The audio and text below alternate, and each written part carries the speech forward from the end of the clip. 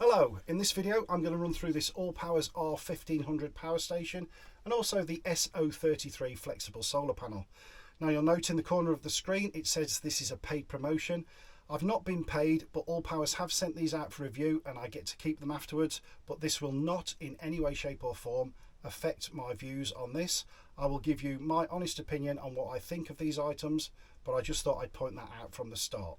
Right, so what we're going to do, we'll have a split screen running and I'll show you some information from the ALLPOWERS website about the unit itself, and I'll just talk about a few things as we're going along. So first thing to say is to carry it, there's a grab handle each side and you can pick it up. It's fairly portable. It's just over 16 kgs. Now obviously the bigger the unit, the heavier they get. They've got more storage capacity, so obviously they need to start getting heavier. This one is advertised at 1,152 watt hours. If it was 100% efficient, that would mean it would run something that was 1,152 watts for an hour. But obviously we know that these do not run at 100% efficiency. I like to be kind and say 90%. So let's say it'll run something that's 1,052 watts for an hour. That gives you the scope that really anything in the van is pretty much okay to use with this, bar your electric heating. You know, most of your heaters in the van are going to be 1,000 watts, 1,500 watts, etc. Something like that on this is just going to eat it up. You're going to need a huge power bank for running anything to do with heating. But microwaves, kettles, toasters, all your usual stuff like that, CPAP machines, whatever you need, charging mobility scooters, this type of unit is fine for stuff like that. But I think anything that you wanted to run a heating supply off, you're going to be struggling with. You're going to need a huge unit for that. Okay, so this is the SP033.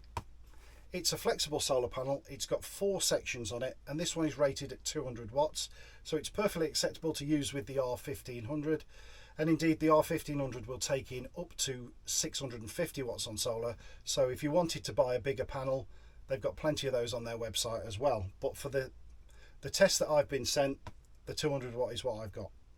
I'll show you this outside when it's all folded out, but obviously at the minute we're in the van, so we can't do a great deal with it. So on the back of the solar panel there's a zippable pouch to store all your cables in, and you can see in there we have MC4 to crocodile clips, MC4 to a bullet style connector, and then all of these adapters that will fit on that bullet. That's to take a charge straight from the panel. So if you've got various items that use these connectors, and this is outputting around 20 volts, such as a laptop, you can power it directly off that. We've got a small instruction booklet, the MC4 to an Anderson style connector, and the MC4 to the XT60. This is the main one we'll be using. This is what will connect the solar panel MC4s directly to the power bank, and we'll charge it via that. Okay, so both items come in a well-packed box. The power bank itself is surrounded by foam and cardboard corner angles to protect it during transit. Right, so inside the box you've got a piece of paper just telling you to keep hold of the packaging for a while, a protective bag and a power cord, warranty instructions, usage instructions, and just some information about a Facebook group. Okay, so we've got the unit in the garage now, and I'll just give you a quick overview of the functions. Center button, press and hold to turn the unit on. You can see at the minute we're at 100%. I've fully charged the unit after I've completed all my tests, and I'll show you what I've been doing with it later. Here you can see it says 14 days remaining in its standby state. Here is your AC on. Press that. This turns on the inverter. There are 4 UK sockets under these rubber flaps. It's a pure sine wave AC 220 to 240 1800 watt inverter with a 3000 watt peak. You can see there on the display a picture of a plug socket, so you know that the inverter is on. Turn that off. This is your USBs. There are 2 USB-Cs at 100 watts and 2 USB A's at 18 watts. Press that to turn it on, and you can see you get a picture of a USB.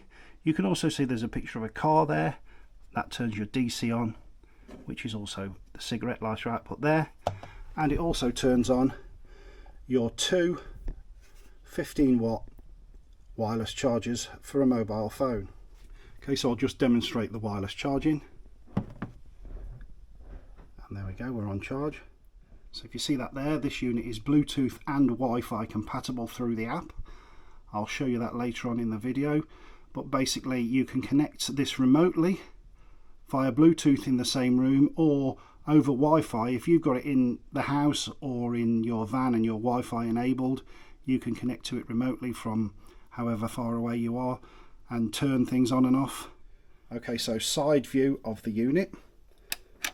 This is a new design, I like this. Rather than sticking your finger on there and trying to flick it up, that's now just a press and release. You can see that that is your input for your solar and your cigarette lighter.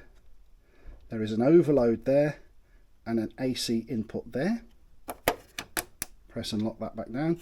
This is just an air intake for the fans. The rear of the unit has no obstructions at all, so it's perfect for sticking against a wall. I like these units when they're like that. It saves a lot of space. You can push it up to the edge of something or store it in the garage of the van, and you've got no worries about obstructing the airflow. That's always a plus sign for me, I like that. On the other side of the unit, more airflow. This is the socket for the expansion batteries. You can connect more batteries to this to expand the power of it. They don't come with the unit, they are an extra, but that's where they go if you've got them and you want to plug them in. Okay, so what I've done here, I've got my normal hookup input there going into the van and just going to a 3-pin plug. We'll plug that into the unit and we'll show you it powering the van. Okay, so we're now plugged in the other side on one of the AC outlets. So in effect, this has become my hookup post. You can see here, if I turn the inverter on, we're now providing 230 volts to the van, and in a second the charger should kick in and start taking some watts from there. You'll see now the 230 charger, which is the Victron unit there, is now pulling 450 odd watts. I'm just going to turn that off purely because we don't want it on charge at the minute. So that's gone off.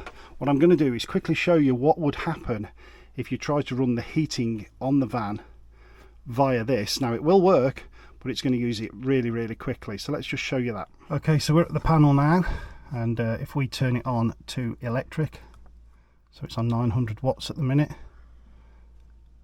As soon as that clicks in, I'll just go and show you what we're pulling from the unit. Right, so there you can see the unit is now powering the van heating.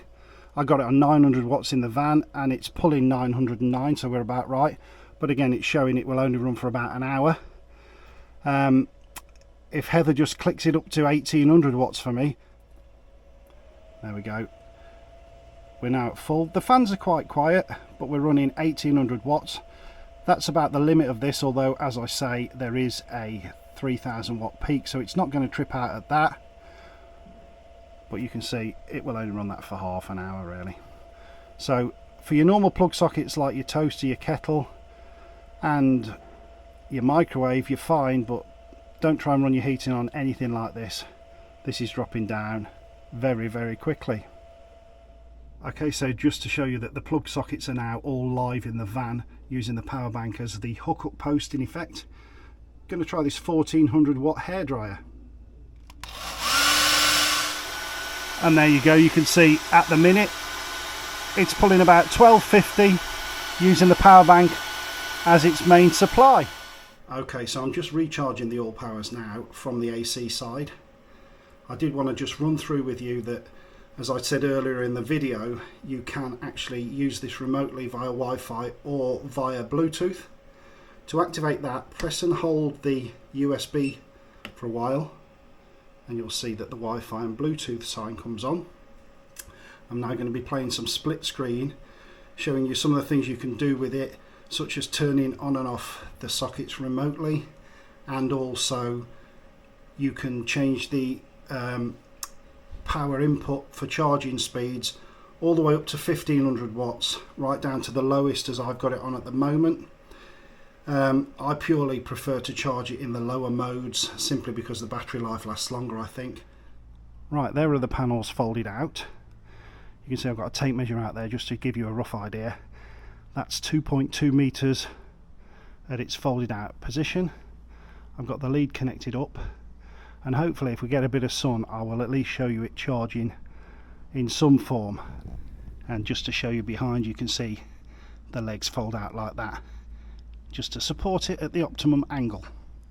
As you can see up there, what there is of the sun in the UK today is hidden behind a nice big cloud, and it's dropping slowly, so it's going to be in the shadow of the house unfortunately soon.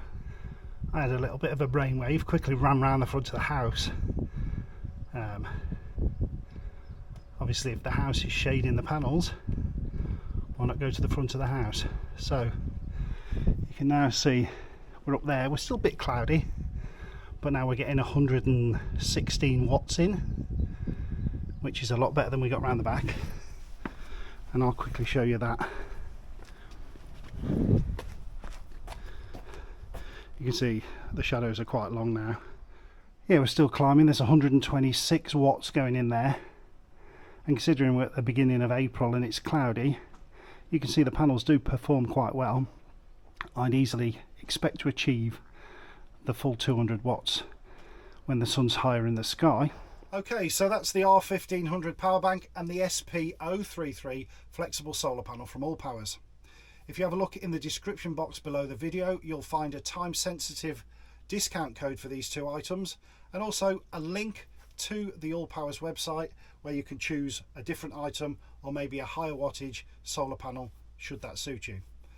As always, thanks for watching the video, and if you'd like to like and subscribe, that would be great. Leave me a comment and I'll see you on a future video. Thank you. Bye bye.